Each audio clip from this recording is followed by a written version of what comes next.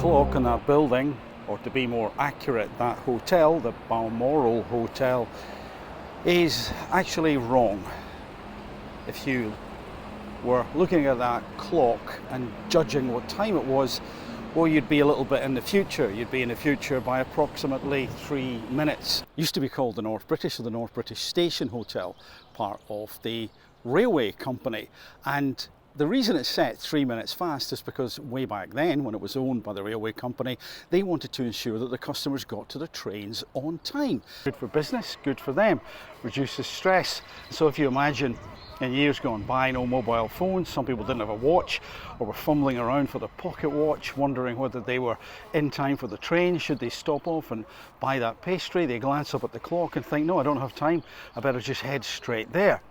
I've talked about that clock before because it fascinates me endlessly. You can see the clock face, there's more than one, from different angles and at a fair distance, so it acts as a public message, so to speak. That's information that we are receiving. And the people who sped up, decided not to go down a particular road because they were in a hurry going for the train, or realised they needed to be in a hurry going for the train. In essence, what the railway company were doing was nudging individuals. So behaviours literally changed. Hello. The behaviours literally changed. And that means that nudging, well, it's pretty old, far older than that, no doubt. We have nudge units in governments, and we have organisations, leaders, politicians, political parties who are very keen to nudge us in the direction that they want us to go, to buy into a particular narrative. And that's why it's important to get second opinions to say, is that accurate? Is what we're being told accurate?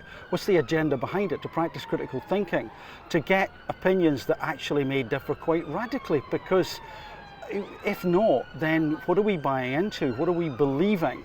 Now, luckily, we can access things online, but by the same token, with the advent of more sophisticated nudging techniques and so-called experts who may have a particular agenda, and indeed AI, which must be marked and branded as such, we must demand that, then what can we believe that we hear and see?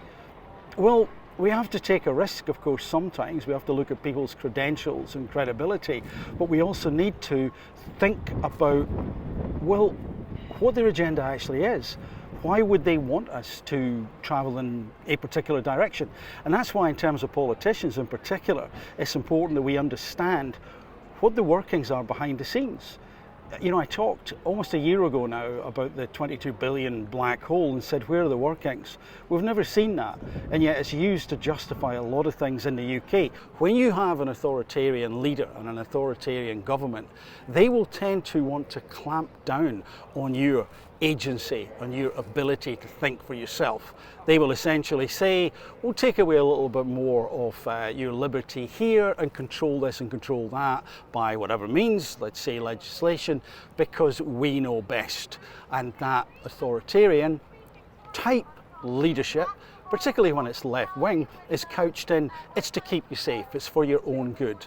Well, I doubt that these days, and if that is the case, we need transparency. That when we have people who want us to buy into them and what they tell us they believe, we need to see their workings. We need to understand how they would go about that and what it is they actually believe, and we need to hold them to account. They need to be monitored as they go along. No more can we fall for these vague pieces of language, you know, stabilize the economy and all that stuff. What does that actually mean? We need to see the detail, the workings. We need to understand how you would do it. And if we understand that, then it can be monitored. It can't be monitored. People can't be held to account as easily if it's just rhetoric, if it's just empty, innocuous, propagandizing phrases that are used, and certainly used by the Labour government right now. And I also think that they need to look very closely at the leader, because his credibility is blown. Can you really trust anyone who turns on a dime and a sixpence the way he's done in terms of immigration, in terms of the pensioners? Rachel Reeves, again, in her recent address to the nation, suggesting, well, it's all going to change now. So that's great, that's good. Rachel Reeves supporter back then, is she saluting her? I'm not sure. Perhaps not. And so it's all gonna change. It's all going to be different, and we're the good guys. You're not the good guys. I'm sorry, you're not the good guys at all. And certainly, Keir, the buck stops with you. You made a decision, knowing full well what you were going to do before you did it. And I'll focus just on the pensioners to keep this relatively brief. You made that decision, knowing the misery and suffering that it would cause. You haven't apologised. Nobody's apologised to the nation, but far less the pensioners, who should be apologised to, but you just did it. And you think you're going to be able to keep on doing that by essentially going, oh yeah, well yeah, immigration and pensioners, just to keep in power.